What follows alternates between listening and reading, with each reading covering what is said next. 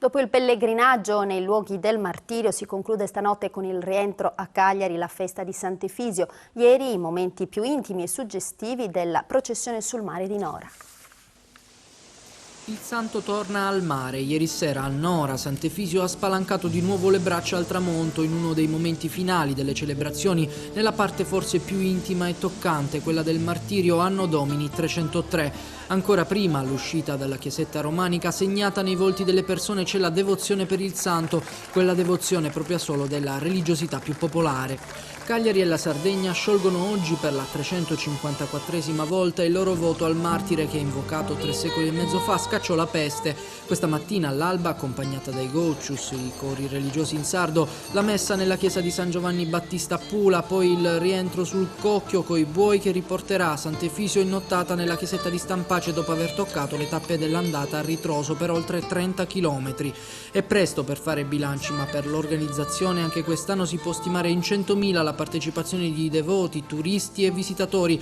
Ogni anno che passa la festa per il Santo Guerriero sembra ritagliarsi un posto sempre più importante tra le mete del turismo religioso, complici voli low cost e una maggiore promozione da parte dei tour operator, quest'anno oltre 30 in azione. Cagliari e la Sardegna provano così ad allungare la stagione turistica e a ritagliarsi una fetta importante in un mercato della vacanza spirituale che in Italia ogni anno vale 3,5 miliardi di euro. E piovigina a tratti anche qui a Pula, nella chiesa di San Giovanni Battista. Qui alle mie spalle risuonano i goccius, i canti religiosi in limba. Non è facile descrivere l'atmosfera di profonda religiosità che c'è qui questa mattina. Stiamo aspettando il Cocchio che porterà il santo a Cagliari, dentro la messa con Sant'Efisio. Noi cercheremo di descrivervi tutto questo tra poco in diretta da Pula, quindi rimanete con noi. Sì, Graziano, sono arrivati proprio adesso, è arrivato proprio adesso il Cocchio con i buoi e qui c'è chi porterà poi il santo a Cagliari. Ecco, chi è lei?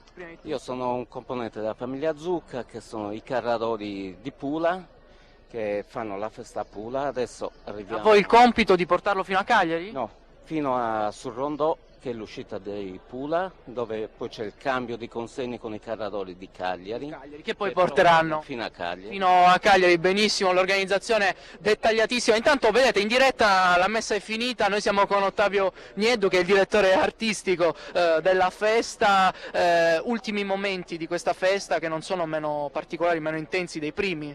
No, anzi al contrario, sono i momenti della festa in cui il santo viene portato dalla gente, dalle piccole comunità, dalla grande città, dalla folla di turisti, dal grande popolo che segue il santo nella prima giornata, nella sua uscita, poi al viaggio nella comunità, nel luogo del martirio, ma anche fra la gente, fra la sua gente. Quindi Pula, San Rocco, Villa San Pietro, il villaggio pescatori, insomma tutto il popolo vicino al suo santo. Ecco, ci ha raggiunto anche Don Benigno, parroco della chiesa di San Battista, appena conclusa la messa. Ieri sera una processione intensa sui luoghi del martirio, è una celebrazione molto sentita questa anche nei paesi vicino a Cagliari. È un ritorno alle nostre radici, alla nostra fede.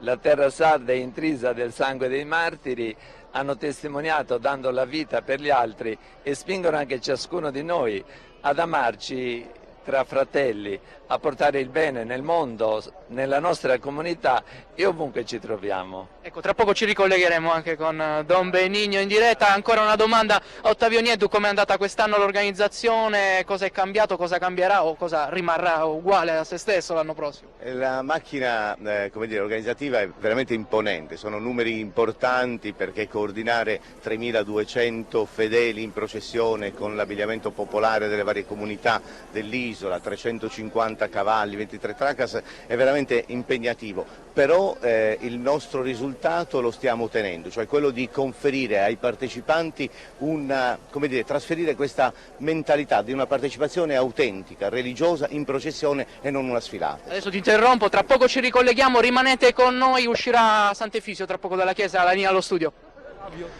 Eccoci Graziano di nuovo in diretta da Pula, il santo sta per uscire in effetti dalla chiesa, anzi proprio in questo momento lo vediamo, Sant'Efisio tra i gocius dei fedeli canti in sardo sta uscendo, una folla lo attende fuori, siamo di nuovo con Ottavio Nieddu, un momento anche di commozione questo. È la grande partecipazione autentica della festa, la devozione della gente si sente qua, si sente in questi passaggi che solo apparentemente sono intimi, ma in realtà sono grandiosi, sono solenni come la prima giornata, solenni per l'affetto dei fedeli nei confronti del nostro santo che protettore, quindi tutte le comunità, come dicevamo prima, si stringono intorno al santo, che in questo caso viene portato con quello che noi definiamo... Cosa succede adesso? Spieghiamo un po', sale su questo cocchio, un po' ce l'hanno detto... Sì, questo è il cocchio cosiddetto di campagna, in realtà è anche questo un cocchio elegante che contiene appunto e accompagna il santo nel suo pellegrinaggio di rientro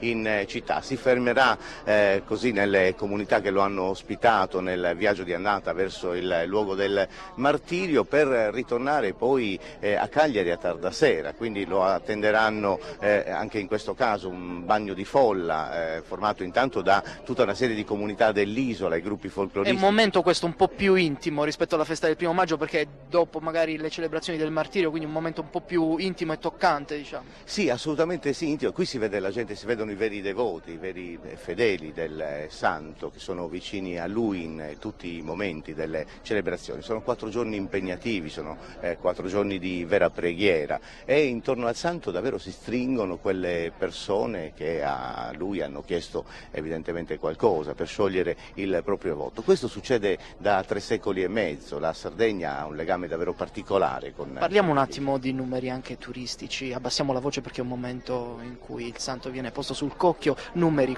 quanto quest'anno pensate, quali numeri, quanti visitatori? È interessante sapere come intorno alla tradizione, alla fede possa ruotare anche un turismo, devo dire anche intelligente, quel turismo che non ama il territorio solo per la bellezza del mare ma anche per le nostre tradizioni e per la cultura. Tanto è vero che i numeri danno ragione a questi aspetti. Credo che 100.000 presenze può essere un numero... Io credo senz'altro di sì. Abbiamo visto in queste giornate la città davvero invasa pacificamente da turisti che hanno voluto vedere da vicino questo aspetto della nostra cultura, questo richiamo della terra ancora una volta nei confronti del santo. Bene, adesso dobbiamo chiudere, il cocchio sta per partire, il santo è stato adagiato sul cocchio, adesso la processione accompagnerà il santo fino alle porte di Pula, poi il cambio delle consegne con la confraternita di Cagliari e poi il viaggio di ritorno verso Cagliari. La linea può tornare allo studio. E Sant'Efisio è tornato ieri notte a Cagliari sotto la pioggia battente ma accompagnato dalla solita grande folla di fedeli. Il cocchio dorato ha fatto rientro nella chiesetta di Stampace pochi minuti dopo le 23, l'ultimo tratto da Giorgino a Cagliari con canti, preghiere tra fedeli scalzi e il raccoglimento è certamente il momento più intimo della festa. Si chiudono 4 giorni di festeggiamenti per la 354esima edizione della sagra in onore del santo più amato dei sardi. Come sempre Sant'Efisio è rientrato a Cagliari ieri sera, accolto fra ali di folla incurante della pioggia a tratti intensa.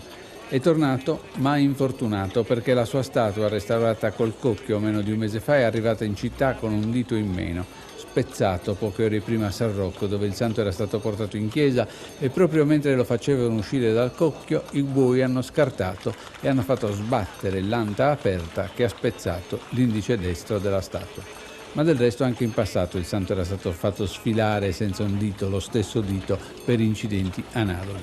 Fatto sta comunque che il santo è tornato ed è arrivato quasi puntuale. L'anno scorso lo si era atteso fino alle 22:30, ieri il cocchio è stato segnalato all'ex semoleria di via San Paolo una decina di minuti prima delle 22. Poi, preceduto dalla scorta dei carabinieri a cavallo in alto uniforme, è sfilato davanti al municipio di Via Roma e il sindaco Floris si è accodato alla processione finché il santo non ha fatto ingresso nella sua chiesetta, rimessa a nuovo 15 giorni fa. Lì da 3 secoli sono custoditi gli ex voto e tutto l'armamentario, statue, cocchio, corone, abiti più o meno sontuosi, usato per sciogliere un voto dei cagliaritani che 354 anni fa chiesero al santo di essere risparmiati dalla peste imperversante in Europa, che aveva già seminato morte e rovina in gran parte della Sardegna.